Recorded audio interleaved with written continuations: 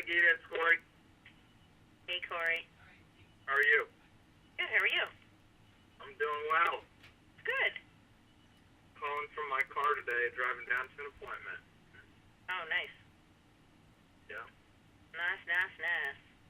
How's Canada? Canada's great. It's hot.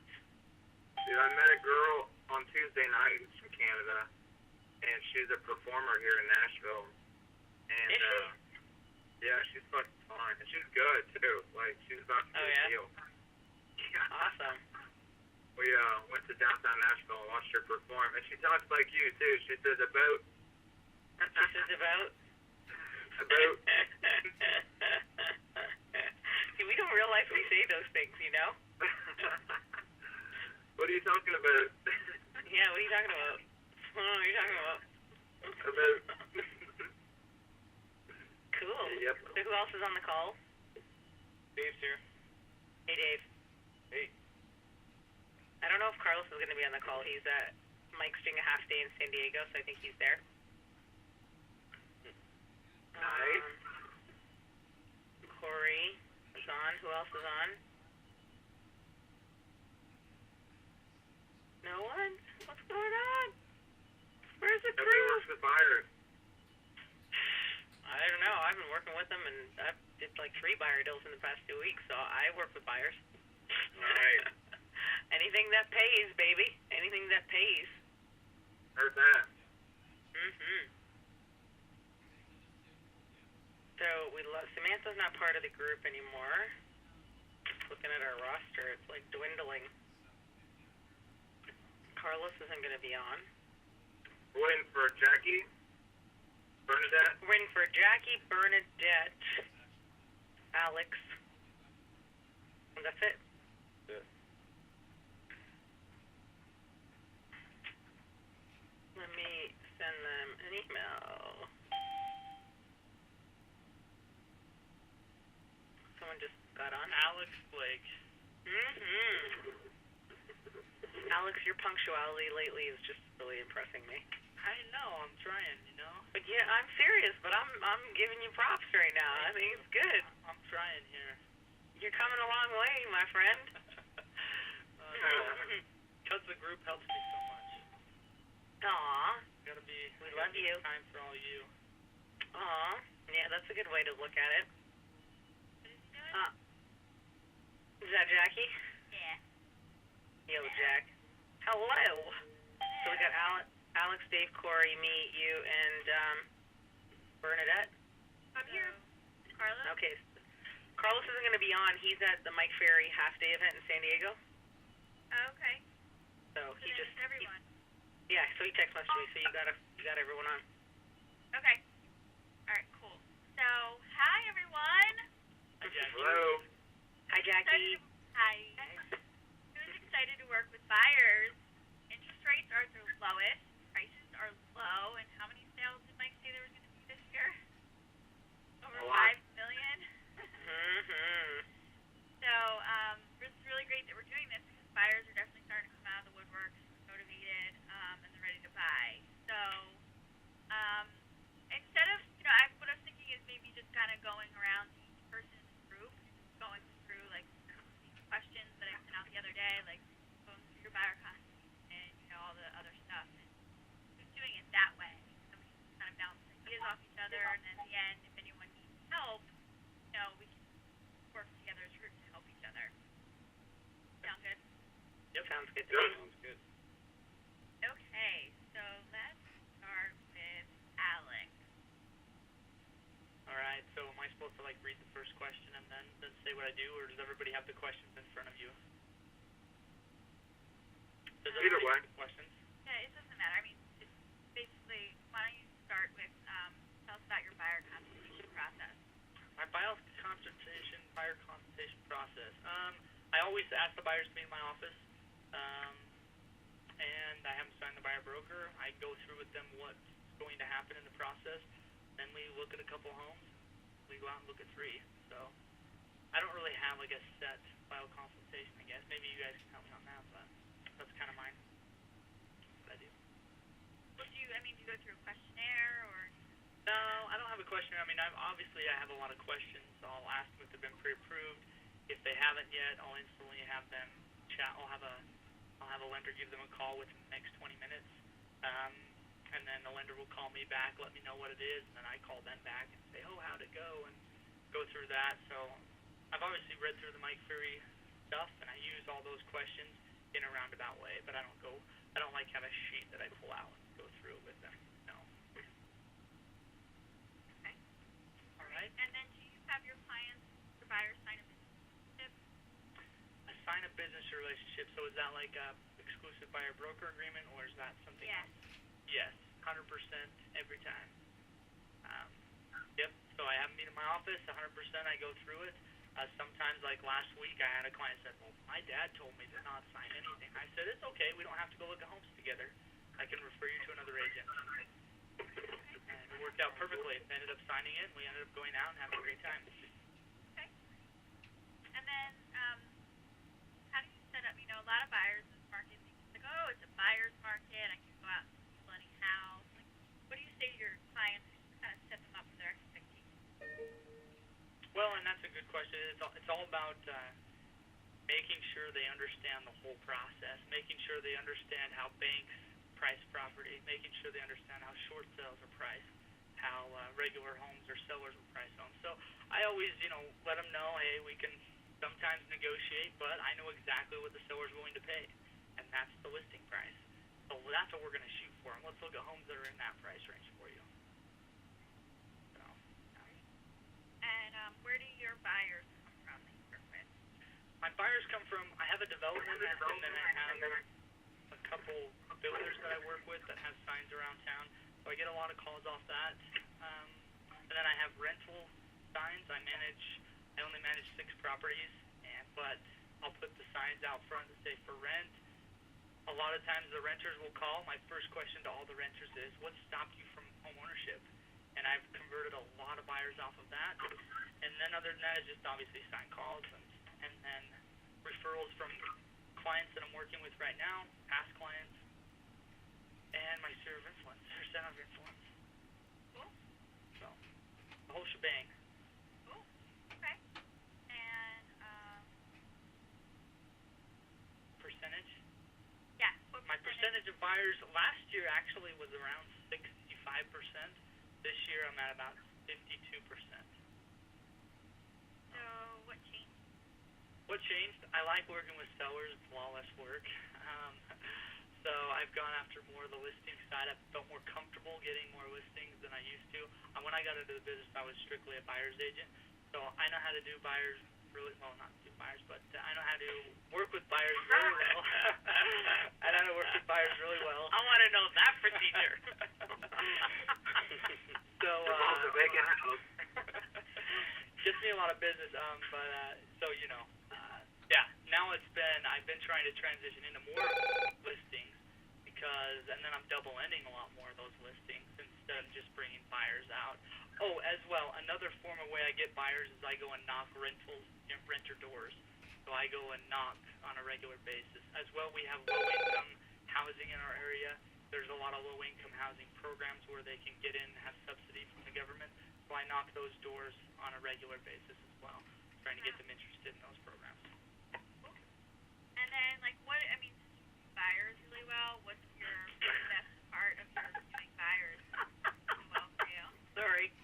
You mean what's my You heard me. You do buyers. Oh, man, this is going to be a good call. Leave it to Jackie. Jackie. You would have to redirect your question there, Jackie. Is it your swagger? It's my swagger. It's exactly my smile, my blue eyes. No, I don't know. Sorry, so really, why are you so successful buyers? Like, what is it about what you do that works so well? Gosh, I guess I'm up front, right up front, tell them what exactly they can do. I don't beat around the bush. I get them qualified, and then I'm always excited. Every time I talk with them, I'm excited. Well, every time we meet, it's an exciting time. We'll go get drinks at the gas station. Obviously I pay for it or whatever. So I make them feel like Wine and dine them at the gas station. Yeah, I'll go grab drinks while we're looking at different houses. How he does buyers. Yes. I wine and dine, you know. I mean, and then as well, you know, my assistant calls them all the time, follows up with them. I mean, we try to make it a very nice scenario for them, very happy scenario. Cool. All right. Well, I'm gonna leave the struggling part out to the end. So, Okay. Dave, Yep. listing machine. You work with buyers. I do. Okay. So, what do you do when you work with a buyer? What's your process? A lot of my buyers come in the form of an email from one of my listings. So the first step there is to get a phone call. They usually don't, you know, when it comes from like Realtor.com or Closelets or from Liberty's website, it doesn't include a phone number. So, you know, I'll reply to them and you know, ask for a phone number so that we could talk briefly. Once I get their phone number, I'll set up a time with them to call, and most of my consultations are done over the phone. So once I set that time up, I use the script, the buyer qualifying for home and motivation script, to a T. Cool. And I just take them through all those questions conversationally, you know, and from there I could tell if they're motivated, if I'm going to refer them to somebody, or if I want to work with them myself. And the next step after that is they are talking to my lender, and then we're going out. Okay. You have them sign a service relationship. I never have. Okay. I never have. I should implement that into this, but I guess because a lot of the times it's done on the phone, and I feel like if I'm going to get to the point where I'm going to go out and meet with them and show them property, I feel like I have pretty good rapport with them, and I'm comfortable, and I feel confident that they're comfortable with me. So I never have, and it's never really bit me. So. Okay. Sounds good. And then, so obviously we realize that your buyers come from like your listings, right? Have any other sources for them? Where do my buyers come from? So a lot of them are from ad calls and ad emails, right? Sign calls, 800 info line. The majority last year was from referrals from past clients, center of influence, and my first like 6 to 8 months in the business, I'm in a city where it's a huge like rental turnover. So I did tons of rentals, and so all of those renters are in my past clients, and they like 4 of them ended up buying last year. And I also prospect. This list had just sold daily, and once in a while I'll get a buyer from there. And then, how do you set up your expected buyers and your Well, before we go out, I mean, we're talking about the properties that they're interested in, whatever they happen to call me or email me on, and educating them on the process. One of the things I do is I'll tell them, look, before we go out, I'll send them a blank contract before we even go out, and we'll tell them, you know, I want you to print this out, take some time and read through it, because when we go out and we look at these 3 properties and we find the one that you want to buy, this is the contract that we're going to be signing there to submit our offer. So let's get it, you know, let's get educated now, and I have them read that, which gets them in the buying mode already. That's cool. And, do you do that with every buyer? Pretty much now, yeah. I mean, that's something I just started doing like 3 months ago, and yeah, I have, and it's worked well. It's, you know, really, I don't put it like in a way where it's like they feel like it's pressured. I'm very like, you know, we're gonna have to use this eventually. Let's get it out of the way now, so that if you have questions on it, we could be prepared, so that when we do find the right place, we can move forward. That's awesome. I'm gonna do that. So it sounds like, I mean, with that and the, you know, buyer compensation as a position, you know, what else is really working with buyers? Buyers, I mean, I'm trying to implement a buyer's agent into my business, and that's one of the struggles I'm having, is trying to figure out the system. I actually want to talk to you about it, and figure out how, you know, what's the best system for that. And I have the person that I want to bring in, but right now I'm kind of referring them off, and then I'm cherry picking the ones that I want to work with myself. Okay. Well, I can definitely want to text me later. We'll figure out a good time that works. I can kind of go over what Jeff's been doing the last 7 years, active in that way, and how I work with buyers. Yes, please. That would be awesome. Cool. So let's see, Bernadette with your $1 million buyers. Oh yeah. Yeah, this is a big one. What do you do for your buyer consultation? So I split up my buyers into two different categories. One category is the year-round people that live here, and then the other category is the seasonal buyer. And with the year-round people, the first thing I have them do is get on the phone with my lender and get pre-qualified. With the vacation home people, for whatever reason, I do ask them if they're going to be a cash buyer, if they're going to be financing. But it's probably my own insecurity about asking them to call my lender. I don't want to assume that they don't have their own. So I have to get over that. Those are some of my challenges. I use some of the questions from the qualifying and motivation script, and I probably should use more. This was a real weak spot for me last summer. I wasted a lot of time with unmotivated, higher-key buyers. Okay. All right, and then where do your buyers come from? A lot of my buyers are starting to come from my center of influence. So as I'm, selling things to people and their friends are coming up for visits, they're starting to refer their friends to me. So that's becoming a really efficient way to get buyers. There's a big opportunity in my market to do uptime, but that's such a waste of my time. So I'm really working my COI. But you still do that, right? Sounds like in your market. I do one day. Okay. Yeah. That's probably, for your market, it seems like it does make a little more sense than here. And then your buyers sign relationships to work with you. They don't, and that's actually been something that I've been working on. It's not customary in my market to do that, but I do a lot of things that aren't customary to my market, so I want to start doing that as well. Okay. So it sounds like towards the end of the call we can spend a little time on that, because don't do that. Out of it. You guys there. And then, how do you set up your buyer's expectations? I really ask them a lot of criteria questions because, again, the buyers here might be as a second or third or fourth home. They're looking in this market, but they're also looking in other markets, and so it's not a have-to-have; it's a want-to-have. So I just really try to find out what they're looking for in the office before we get in the car, so that I can show them what they get for their money. Because if it's not going to happen, then they're not going to buy it. There's no sense wasting all this time. Right.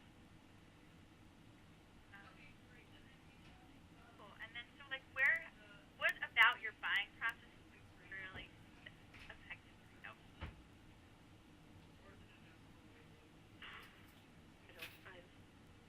Like I said, this is a weak spot for me, so I don't really have anything awesome to pass along to you guys. I'm learning a lot on this call. Okay. Do you preview property? Do you know your market? Oh, I gotta show you this. It's like, it's gotta be something. You close buyers. I do spend a lot of time previewing property, and I could say, we only have 500 listings on the market, and I can say with a strong degree of confidence I've probably seen about 90% of the inventory.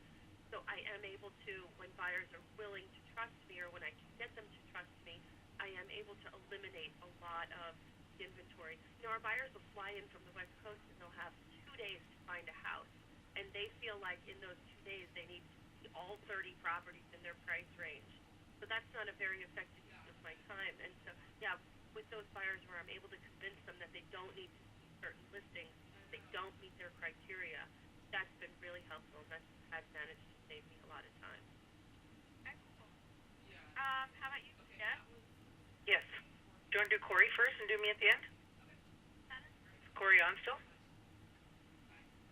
Yeah, I'm here. Alright, Corey, sure. How about you? I got a couple things to add based on Okay. what everybody's been saying, that's why. So if Okay. Corey wants to take a couple minutes and I can do some stuff at the end. Good. I'm kind of with a couple of you guys. I don't really have like a set buyer consultation process. Should we? Probably. Just like we have a listing process. It's something that I had a while ago before I moved here. I went through Debbie DeGroat's buyer school, and there's like a whole book that goes along with that, and all the process, all the scripts, and everything. I think I've got it in PDF somewhere. I can send it out to you guys. It's a great book. But I usually get most of my buyer leads from sign calls or Realtor.com. Here in Nashville, they have a really strong public MLS. So if somebody were to want to look for properties, they can pull up everything about the property, the address, the realtor. When I was in California, they couldn't do that. They could pull up the property, but it didn't show the address. You had to like email the agent to get the address. Here, because it's so strong for the public, they have so much access.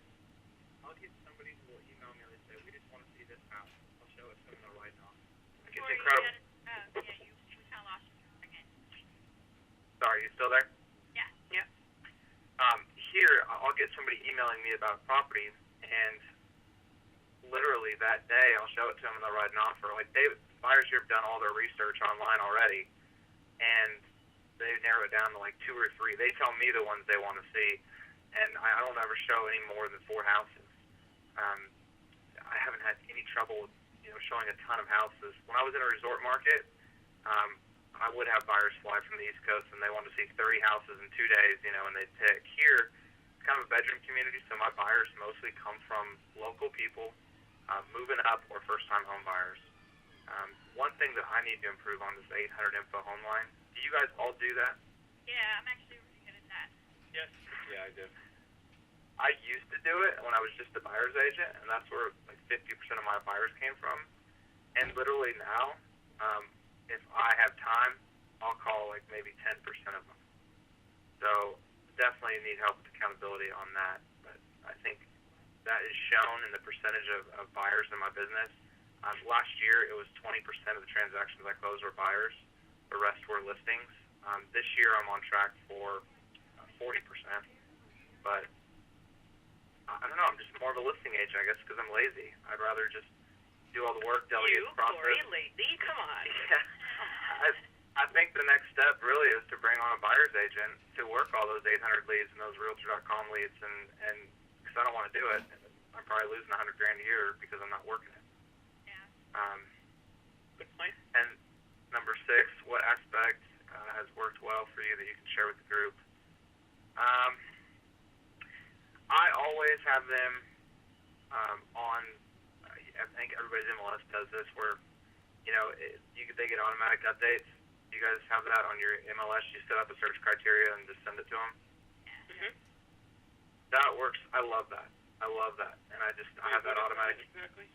It's like an automatic drip where you can set up buyers on a search Mhm. property automatically. No way, we don't have that. Oh, We got that. greatest thing ever. Oh my God, in Toronto, that is the shit up here. I mean, I've done Yeah. that with people that have just been kind of a not motivated buyer, and switch open a search. Like a year later, they're like, "Oh, we're ready. Thanks for your emails, sending me for a year." Wow. And they'll buy something. It takes like 10 minutes to set up, but it saves you like 10 hours. It's amazing. So take the time to do it, figure it out, and that's it. I know we're running out of time here. I'll quickly go through my stuff with you guys. Buyer consultation, have them meeting in the office. I go through a questionnaire, and then I name the buying process, how it works in Pennsylvania, or even if they haven't bought in a while. All the inspection stuff, like how that works. I feel like I bring them a lot of value because I educate them, and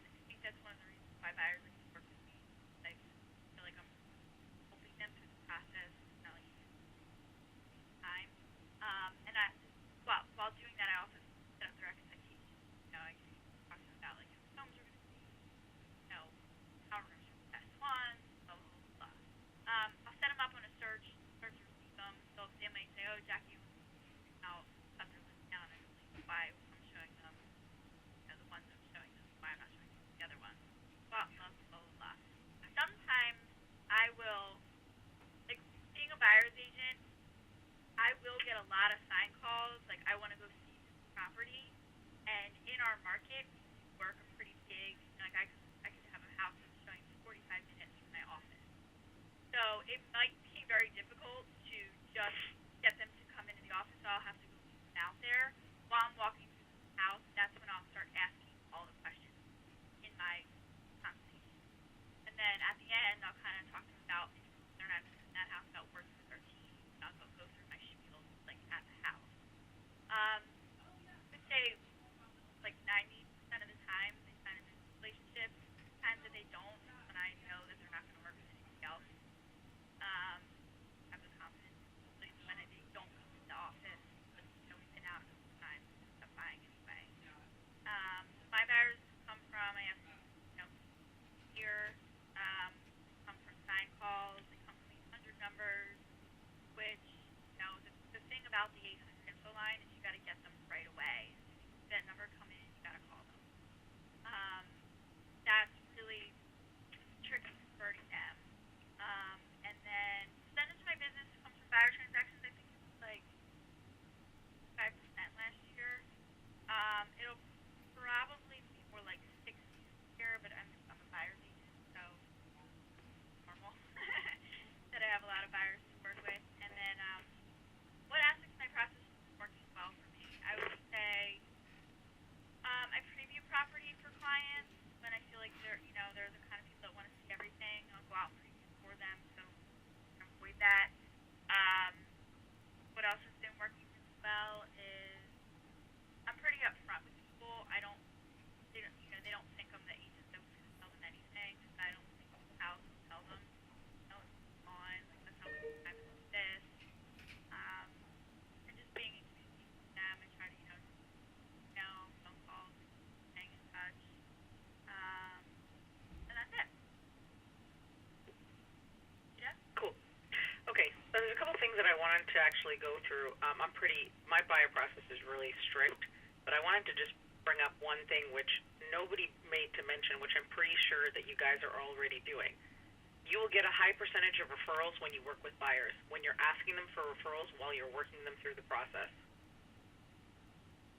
They will attract more people that are in the market of selling or buying real estate because that's what they're going to attract because they're in the buying mode. They're going to be talking to everybody about houses. So they're talking to other people about houses while you're taking them out. Those are the referrals that you want to get because those people are looking to buy or sell as well because they're talking about the same thing in conversation. So when you're working with buyers, you should probably have a referral system built into your system of working with buyers to get more business. Does that make sense? Yeah. Yes. You mean while they're That under contract? From the minute you sign them on a buyer contract to the minute they close, you should have a process in place where at each stage of the whole thing, from the time that they purchase, from the time they're under the buyer contract with you until they close, that you ask them for a referral 2 to 3 times at least. Because they're purchasing and they're on a high when they're purchasing most of the time. And the buyers that I work with are. They're excited. They're stoked. They love you. They think you're God's gift. You found them the home of their dreams. So why wouldn't they be talking to other people about the beautiful home that they found in Bluebell that Jackie helped them find, and Jackie's the greatest shit ever. But if you don't ask them, who have they told about the house, and, do you guys know anyone else that's buying or selling right now, coming in conversation, because that's the prime time to get referrals. You may even, if you work it the right way, be able to get at least 1 to 2 referrals from every buyer within that time period from the time they sign with you until the time they close. And then what you can do is for all of your pendings is you pick one day of the week or one day every 2 weeks from the time that you put them under contract and they actually purchase until the time they close to call them and follow up with them. So you're getting ready to close, what's the conversation that you need to have with them within the first couple weeks? Did you guys find movers already? Tell me about that. What's going on with that? Or whatever, things to do with the deal. And then at the end of the conversation, so, who do you know that needs to buy or sell? You're keeping in contact with them every step of the way from the time they're under contract until the time they close. Cool? I do it on Thursdays. You should actually be doing that for all of your pendings, not just buyers. You should be doing that with listings as well. Whatever's sold under contract. Cool? I like that. That's my one thing that, and I get I get so many referrals just from that because I baby my files a little bit, but I treat them as prospecting calls. So I'm asking them for business while I do it. I learned that from Kathy Anderson, who's actually going to be speak on our call next week. The other thing was somebody mentioned, should we treat the buyer process like a listing process? Well, why don't you? I don't bring a buyer into my office to meet with me unless they're pre-qualified, meaning they've already gone to the lender first, and I send them a pre-purchase package, which is a pre-listing package, which I learned from working with Mike, that he said that we should be sending out.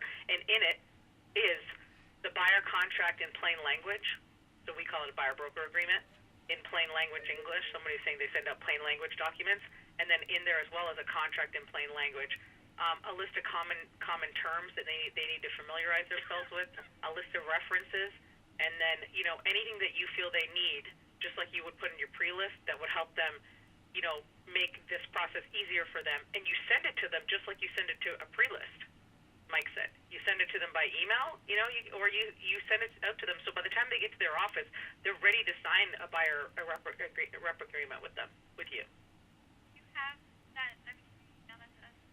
Yeah, we're just redoing ours because we had our new logos done. But yeah, Cheryl, when we finish the pre-purchase package, can we send it to the group? She's making a note, so she'll send it to you. That's awesome. We have one too, but it's not exactly like that. Yeah, it's really simple. There's nothing hardcore in there, but it just gives them, by the time they get to your office, they've got some knowledge on the process, right? And then when you're in the meeting with them, you're basically just like, okay, you do the buyer home and motivation script, which I do to a T. Like, I follow that verbatim. And then at the end, discuss questions, comments, and explain the process. And where is that script? I haven't been able to find it. Buyer home motivation script is in your sales talk book. It's in your sales talk book. I actually have the sales talk book right in front of me. And it's right in the front. It's under the buyer. It's in the buyer thing, in the buyer section. And that's something that you guys might want to go back and reference. Is point number 7 in the sales talk book is establish for yourself the minimum standards you'll have when working with a buyer. And Mike has a list of some of them that you could consider. You could take all of that whole list and make that your minimum standard, or you could make 5 or 4. Like, I only work with buyers that want to buy right now, and I literally ask them, do you need to buy a house? Like, I'm working with 2 buyers right now. One's a commercial guy, and one is people that they're getting married at the end of July. They want to buy and close before the end of July. They need to buy now. The other ones that are like, I don't really know what I want to do. I'm like, okay, great. Well, call me when you do. Yeah. That's awesome. So just be selective, depending on what your market is. And I'm really strict like that with buyers. I'll put a buyer under contract probably after the first, maybe the second time, if I even need to take them out the second time, because I preview property before I take them anywhere. And I don't show them more than 3 or 4 houses, if that. And that's setting that up in your expectation with them as well, right? Explaining the process to them. This is the process I use when I take a buyer out. Does that work for you, my process? Yes or no? No? Okay, cool. See you later. I'd rather have the afternoon off than go look at, 15 properties and they're not going to buy. Right. Cool? Yeah. Awesome. Those are just some points that I came up with while you guys were talking. I know we're over time, so I just need 1 more minute. Everyone was in agreement with our little prospecting blitz we're going to do. Who was not on the call last week? I wasn't, guys. Sorry about that. That's okay. I can explain that to you, Jackie.